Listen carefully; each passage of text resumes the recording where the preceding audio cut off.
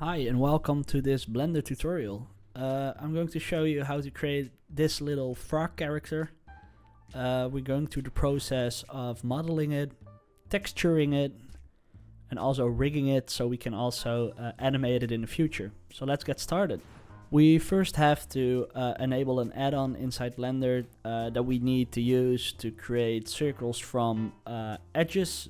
So for that we have to go to Edit, Preferences, go to the Get Extensions tab and search for Loop Tools. I already have it enabled, but you can just easily press the install button if you didn't. So do that and we can go forward from here. What I'm going to do is first of all subdivide our cube. We do that by going to our modifiers tab here, this little wrench icon. We go to Shift A and search for a subdivision surface, typing in sub, and we'll have it on top of there. This will create some more faces on our cube, so we have more to play with. We're then going into our levels viewport and add one more subdivision so it has more faces. We're then going to apply our subdivision modifier so we can work on our mesh like this. We're then going to remove the right side of our sphere so we can eventually add a mirror modifier, so it's easier to work on one side and that it automatically copies it to the right side. So to do that, we're pressing Tab on our keyboard and hold down Z on our keyboard and go to the wireframe mode by hovering your mouse around it. Now we're in our wireframe mode, and while holding down the middle mouse button I can move around the camera like that. And when I'm pressing Alt, it will lock to the view I'm closest to. So for example, like top view, back view, whatnot. So I'm doing that now, so I can only select easily the right side.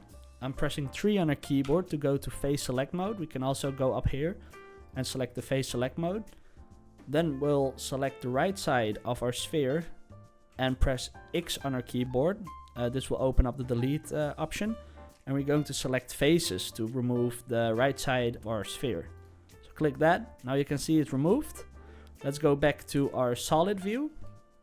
And let's go to the modifiers tab and press Shift A and add a mirror modifier. This will mirror the object that we have on the origin point.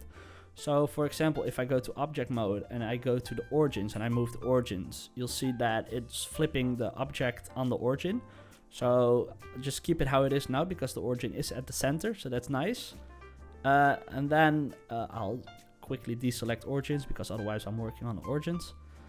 So now what we can do is go to the object mode by pressing Tab. And once we select some faces on this side, it will automatically do that on the right side of the sphere.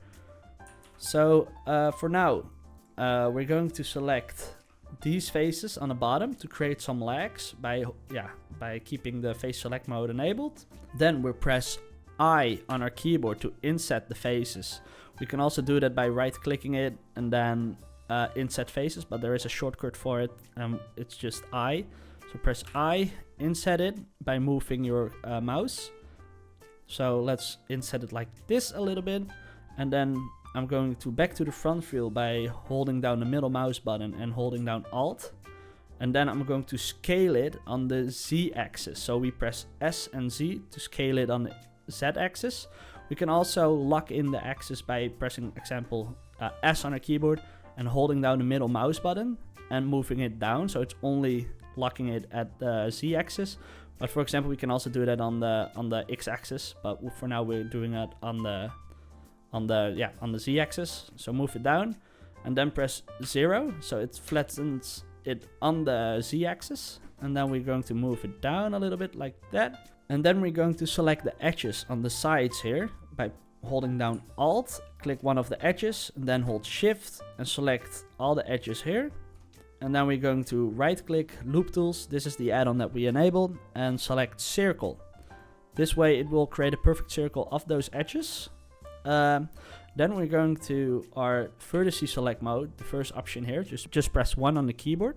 Then we'll select this edge and then we'll move it a little bit to the left on the X axis, so it gets a little bit of a better curve here.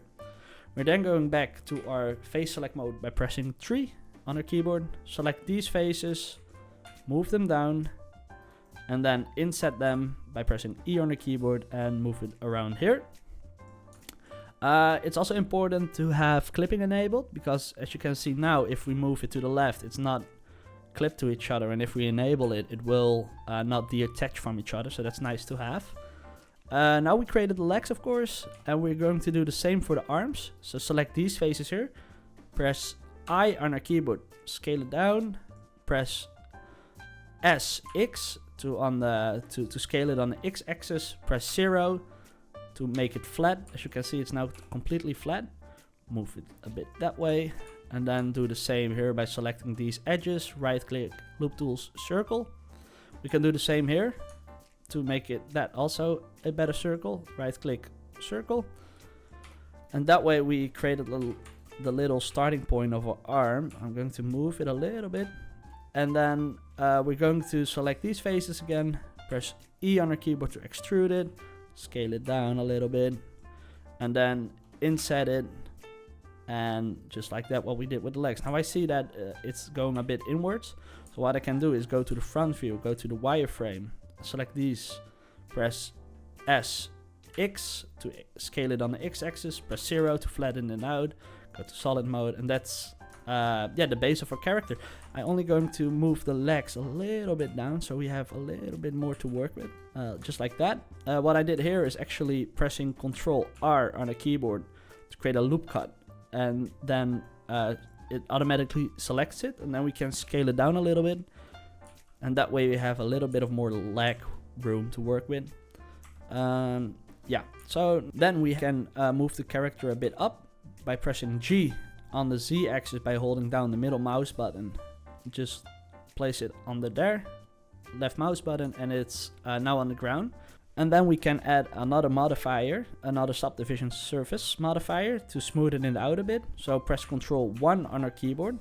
Now we can see how it looks with the subdivision modifier enabled. And if we press right click, shade smooth, it will shade it smooth, so it looks a bit nicer, but for now just keep it flat. And I'm going to select these loops. It's not really visible right now, so we can disable it in the viewport for now. And then select these faces around it, scale it a bit down again. Select this loop by holding down Alt GG to move it on the edges. So double tap G. And then if we go back to object mode and enable our subdivision surface, it looks a bit better right now. Then I'm disabling the subdivision again. Then I'm going to select this face by pressing 3 on our keyboard, insert it, and then extrude it. And these are going to be the eyes of our character. It looks a bit funky now, but promise me it looks a bit better once we apply the subdivision modifier. Just like that. Select these loops, GG to move it on the edge, and then keep it like that. And if we enable our subdivision now, it looks like a little character. So now we have our base of our character, and we can apply all our modifiers at once by selecting our object. Press Ctrl A to apply something, and then we're going to visual geometry to mesh to enable all the modifiers that we have enabled. So click that, and as you can see, they disappear from the right side, and now we have our complete mesh to work with. So let's get into the texturing of our little character. It's really important to save it first, of course, because we didn't save it. Just save it somewhere on your computer, so it's easy to find again if you got lost somewhere. So save it and just give it a name. I call it a frog because it's going to be a frog. Save it. And it's also important to go to the file option here. Go to external data and select automatically pack resources. This will save all the textures that we are going to create inside a .blend1 file. So once you send out the Blender file, everyone that has Blender can open the textures and stuff. Otherwise it may get lost. So just click enable that one and then save it again. And once we're going to start with the texturing of our object, we have to unwrap it. What it actually does is create a flat plane of this object so we can draw our textures on. So we're going to move our viewport right here to split it up in 3 sections. When you see the little cross icon, just move it down. And then we're going to go to our shader editor here. And on this one, we're going to on our UV editor. And now if we go to our face select mode and select all the faces, you'll see it's just the square we had in the beginning. These are not a correct way of unwrapping it for now. So once we unwrap it, like go to right click, select all by pressing A, right click, unwrap, angle based. This looks a bit weird because we first have to create some seam lines, and I'm going to explain that a little bit now. So I want to have the face to have as much detail as possible. So what I'm going to do is going to edge mode, hold down Alt and select this loop here. And I'm going to do the same for the eyes. So I'm holding down Alt again, hold down Shift, select this loop, and then also select this loop while holding down Alt Shift, this loop, and we're going to select this loop. And now I would like to have a cut going from, now I want to have a cut going from the forehead around here, I think. And then hold down Shift, click it, and then go to this edge here, hold down Control, click it, and while you're holding Control, it's going to find the shortest path possible. So we're going to go to this edge and then release Control and hold down Shift, click this one and this one. So we have a nice cut going through our mesh. I'm also going to hold down Alt again to select and Shift to select this one and this one. It's maybe a bit of getting used to when you're selecting loops and stuff, because sometimes you deselect them and then you have to do it all over again. So please take your time to select these and then select this one too and this one too. And now we have some nice cuts. So now I'm also going to select this one with Shift, Control this one, Shift, Control this one. That way we have a cut there. And then I'm going to select Shift this one, Control that one, Shift that one, Control that one. And I'm also, yeah, and I'm keeping the eyes like it how it is because it works fine like that. Then we're going, while in the edge select mode, we're right clicking on our mesh, and then we're going to select mark seam. This way, you tell Blender it's like, hey, I need to cut the mesh here if I'm going to unwrap it. So now you'll see those red lines, those are your seams. Now go into your face select mode, select all, right click, UV unwrap, and we can select angle base, and that way you'll see it here, it's now flattened out, so we can actually draw on this and then apply it on our mesh. You can play around a bit with like unwrap, minimum stretch. I think that's the best one for now. So select UV unwrap faces, unwrap, and then minimum stretch. But then in our UV editor mode, we'll select all our faces, go to UV, and then we're going to pack the island, so it's scaling them up accordingly, and that we use all of the space inside the UV. So press OK, and now you can see it's like trying to fill in the whole texture. So that's important. Now we can save it again. And what we're now going to do is create a new texture. We can therefore go to our texture paint. We can also do that by holding down Control Alt and go to texture paint.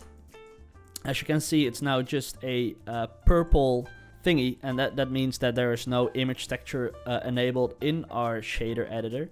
So what we're going to do is actually go to the texture slots here, and we can go for a single image or material. For this time I'm going for the material. Then click the add a paint slot, the little plus icon here, and just select base color. We now have to specify the options for our texture, so I'll keep it for now on a 4K texture because that's something that I always use. So keep it like that. I call this frog base, and we can immediately actually give it a base color, and I'm going with a little bit of green because frogs are green, and then just add it. Now you notice that in our UV editor you'll have a green texture in it, and it also immediately places the texture inside the principal BSDF, so it's already on the character. Save it again, because that way we don't lose anything. Now let's go quickly to object mode and shade it smooth to have a little bit of a more smoother surface to work with. We can then hold down Z and go to material preview. This will preview the material that we have, and then we can go to this little arrow here, and I like this HDRI the best because it has a bit of contrast to it. So now let's get back to texture paint and let's start painting on our character. It's really easy to do. We have some options here. I'm going through the basics of texturing. So I'm only going to add some eyes and a mouth to just have it a little bit funny looking. So now click on the color. Let's go give it a white color by moving the saturation all down and the hue all up, and also the value all up. Then I'm holding down the middle mouse button, hold down Alt to go in the front view, and I'm zooming it a bit with the mouse wheel. And when I press F on our keyboard, I can scale my brush. And when I'm holding down Shift and click F, I can change the opacity. It's just good to know.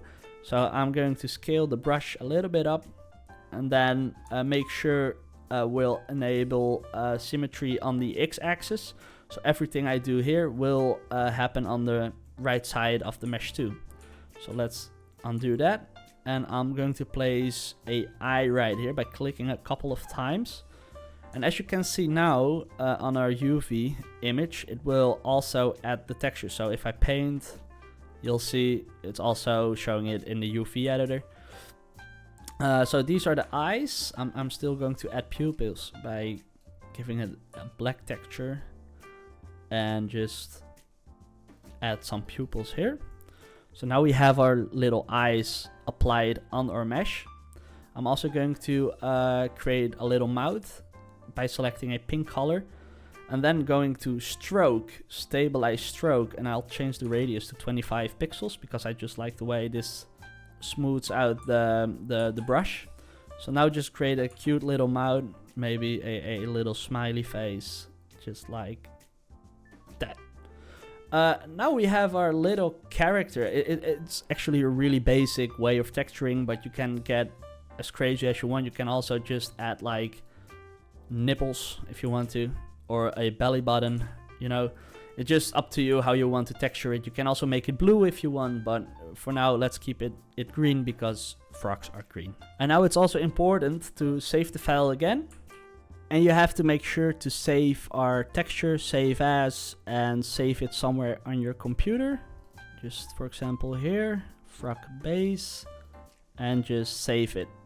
So now just keep it as it is, and we'll go to the process of rigging this little character. So we can now start rigging our character. That's actually a way of creating bones inside of a character, so we can animate it and move it around, of course.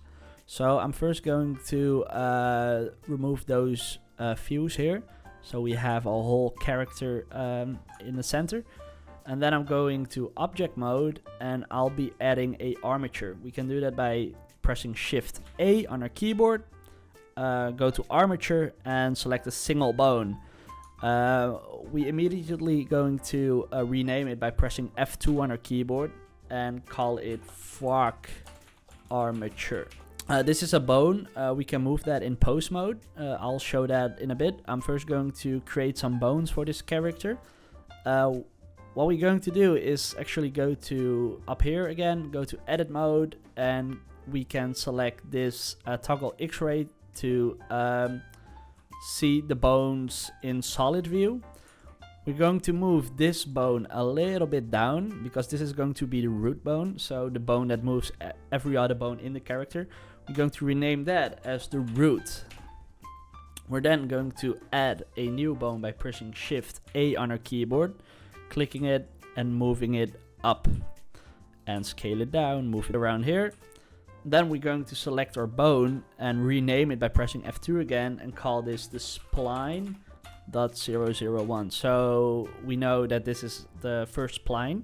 Then we select this little ball here to move it around here, I think. and then press E on our keyboard to extrude it. Move it a bit that way, and just reposition it a little bit. Move it like that. So this is our spline eventually. We're then going to press Shift A again to add another bone. And we rotate it by pressing R. Rotate it and then move it to the right side of our hip. This will be a hip bone. So we're also going to call that a hip. It's important to rename it as follows on the right side. So we have a initial R, an underscore, and then we call it hip. So that way Blender knows it's on the right side of our mesh. So if we eventually going into our edit mode and symmetrize it, it will automatically move it to the other side. We then add a new bone and call this, and then move it to the position of the leg, just like that. And we rename this again R because it's on the right side, leg.001, like that, and then extrude it again downwards and move it like that. We're then going to do the same for the arm. So we add a new bone, rotate it, and then this is going to be the collarbone. So I'm going to move it a bit this way, so it's sitting like how a collarbone would sit. Something like that, I think. Just play around with it.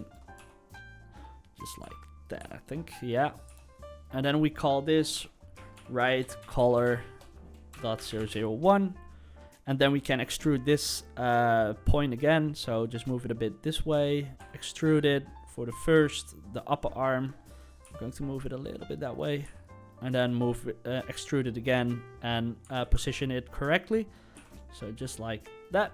Move it a bit forward, this one. And now we're going to create some easy eye key bones. This is something that we can use to move the leg, so it will move the whole leg. So what I'm going to do is select the foot leg and extrude it forward. And just immediately call this right eye key leg. And then I'm also going to extrude one from the knee and call this right leg pull, because it's a pull bone. We're going to select this one, go to our bone options and disable deform, so it won't deform our mesh once we apply it to it. So deselect that one, and also for the pull bone, also deselect it there. And then while selecting our knee pull bone, right click on it and then select split. Do the same for the eye key bone, split. And then we're moving our knee bone a bit forward like that. So this is the point where our knee will be heading to. So just keep it like that. And then we're going to our pose mode. Then select the eye key bone and shift select the lower leg bone, and then press Shift E on our keyboard to add an IK. This way we'll add an eye key bone for a leg, and it's now not connected somewhere else. So this way, if we move this, you'll see it's like a little mechanism of the leg. And we go to select our eye key bone, the yellow one, go to our constraint properties, and then here we see pull target. Then select our fork armature, and then select right leg pull. So that way it should actually move it to the pull target, but it doesn't. So we just change the pull angle to 90 degrees, so it will eventually follow, as you can see, our pull target. So if we move our leg upwards and we move this one, it goes a bit, we can just move it around a bit better. So like that. Okay, cool. Then we're going back to our edit mode, and we're going to select our leg 1, and then select the hip, and then press Ctrl P, and then keep offset. Select this bone, Ctrl P, keep offset. And we'll do the same with the hip to the spline, Ctrl P, keep offset, and our spline to our root bone, keep offset. This way, if we go into pose mode, everything should work as intended. I see a little issue here. we actually have to go to our pole tire or ikebone and change the chain length to 2 to only go to that bone. So if we move this, it's only working on these bones. So this looks fine for now. Then we're going back to our edit mode, select all, armature, and then symmetrize, and it will automatically symmetrize our bones. So now we have a little armature that we can work with. So we have the pose, and we can just wave it around or move the legs, for example. So now go back to our object mode. It's important to select your mesh first, then select your root bone, and then press Ctrl P and select with automatic weights. So this will attach our bones to our mesh.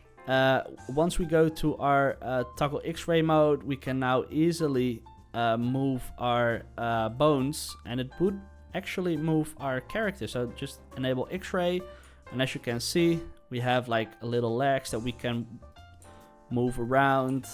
For example, if you want to make him run or whatnot, we can also move a little bit of the arms. It looks a bit janky, but this is just a basic tutorial of setting up a character. So now we have our little character that's ready to be animated. We can let him wave. It looks a bit janky. It's really a basic tutorial of how to set up a character. We have the leg, so maybe we can make him run or whatnot, you know. So I hope you like this tutorial, and I'll hope to see you in the next one.